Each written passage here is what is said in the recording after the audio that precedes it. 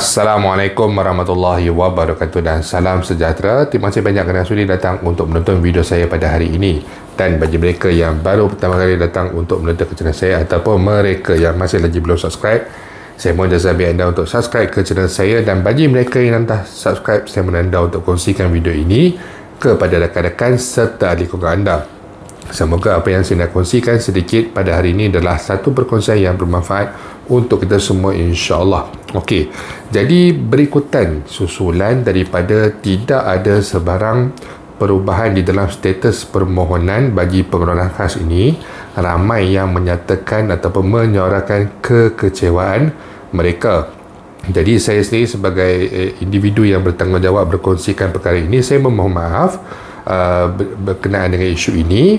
Tetapi apa yang saya cuba nak sampaikan adalah perkara ini adalah perkara yang dikongsikan daripada sumber yang boleh dipercayai, itu saudara Azmi Bugis, yang mana beliau sendiri merupakan fighter untuk pengeluaran khas KWSP ini, yang mana beliau turun ke jalanan sampai ke Istana Negara, sampai kata berjumpa dengan NGO dan juga sebagainya. Jadi agak mustahil apabila beliau berkongsikan maklumat yang beliau perolehi daripada KWSP sendiri, daripada pegawai KWSP. Jadi maklumat berkenaan, kalau kita nak katakan tidak tepat tu adalah sangat mustahil, kerana tidak ada faedah pun bagi beliau untuk orang kata untuk menipu ataupun untuk membuat sebarang spekulasi.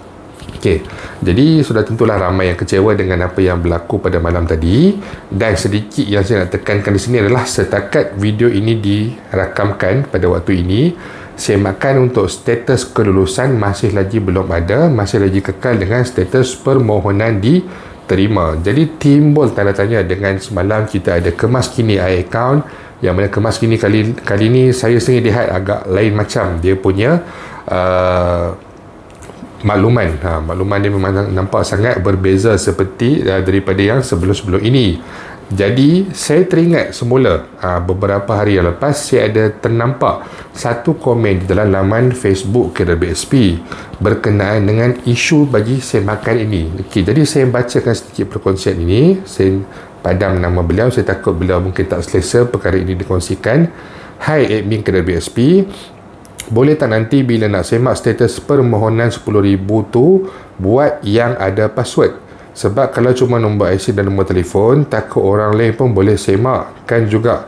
Jadi perkara tersebut telah mendapat makluman dan mendapat maklum balas daripada pihak KWSP, yang mana Allah keluar pula nama. Okay, nanti saya kena padam. Terima kasih atas cadangan balas yang diberikan dan telah dimajukan ke jabatan berkaitan untuk perhatian lanjut.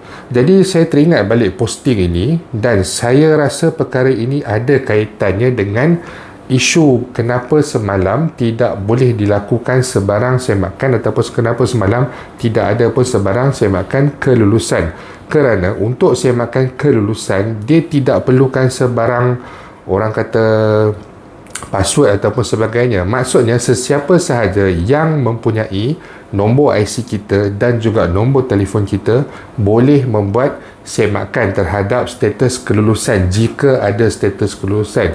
Jadi sudah tentu dalam masa yang sama perkara ini adalah satu perkara yang sangat membimbangkan, kerana dia adalah di bawah PDPA ataupun Data Protection Act, Perlindungan Data Peribadi, yang mana sepatutnya pihak ketiga tidak boleh menggunakan maklumat kita untuk membuat semakan tanpa pengetahuan kita. Kenapa perkara ini berlaku? Perkara ini berlaku sebagai contoh ya.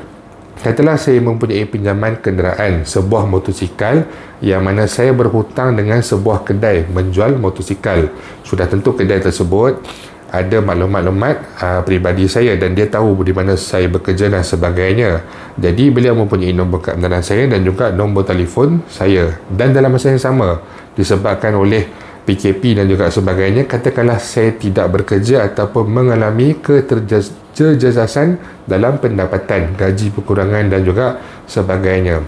Jadi saya tak boleh nak buat pembayaran bulanan untuk motosikal yang saya beli. Mungkin sudah tertunggak untuk satu tempoh yang lama.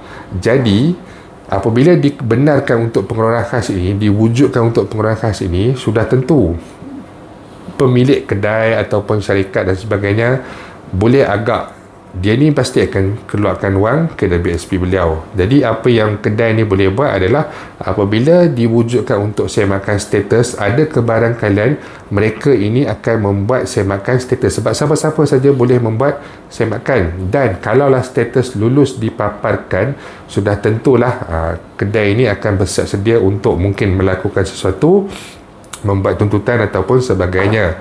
Sedikit nota ringkas, hutang adalah perkara yang wajib dibayar. Posting ini ataupun perkongsian video ini bukanlah nak ajar anda untuk lari daripada hutang. Apabila kita memilih untuk berhutang, kita sudah tahu kewajipan untuk membayar dan melangsaikan hutang. Cuma ini adalah salah satu contoh kenapa saya rasa semakan kelulusan tidak ada di dalam laman web pengeluaran khas KWSP, termasuk juga dengan kebelakangan ini apabila saya berkongsi dengan video nasihat berkaitan dengan skema, ramai ataupun banyak komen yang saya perolehi menyatakan bahawa pada hari tersebut mereka juga memperolehi sama ada SMS ataupun panggilan telefon daripada skema, daripada lembaga hasil lah, daripada pihak bank lah dan juga sebagainya, menyatakan akaun mereka bermasalah, akan dibekukan pengeluaran mereka, pengeluaran KWSP mereka tidak akan diteruskan, tidak akan dibayar dan mereka perlu melakukan sesuatu mengikut apa yang skema ini kehendaki untuk membolehkan pengeluaran KWSP mereka lulus dan dibayar. Jadi perkara-perkara seperti ini saya rasa menjadi pertimbangan, memandangkan KWSP juga antara institusi yang aktif berkongsikan maklumat berkenaan dengan skema. Jadi semakan kelulusan melalui portal pengeluaran khas sebenarnya adalah sangat rapuh, sangat fragile, tidak ada sebarang ciri-ciri keselamatan. Malah untuk diwujudkan password, kalau untuk semakan, sepatutnya password itu diwujudkan sewaktu permohonan masa 1 April hari itu. Tetapi ya, mungkin ada pihak ataupun kita sendiri pun terlepas pandang dan semakin hari semakin banyak perkara yang berlaku, cubaan untuk menipu, skema dan juga sebagainya. Jadi rakyat dan juga pihak WSP saya rasa mungkin sudah peka, sudah aware dengan perkara ini.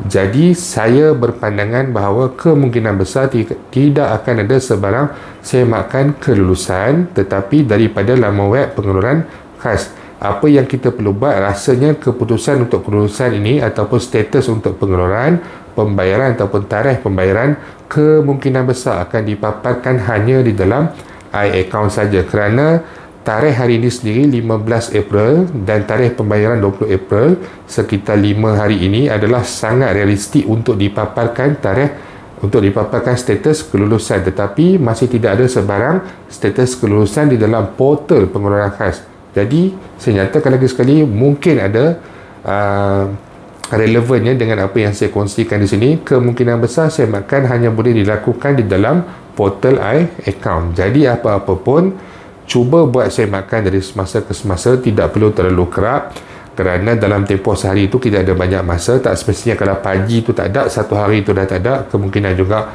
mungkin ada status kelulusan pada sebelah petang ataupun pada sebelah malam. Dan insya-Allah jika ada sebarang perkembangan terbaru, saya akan berkongsikan kepada anda semua kelak. Berhati-hati dalam membuat semakan, berhati-hati dalam membuat pengeluaran. InsyaAllah saya akan berkongsikan berkenaan dengan nasihat dan juga perkara-perkara yang lain sebelum pengeluaran dibayar kelak.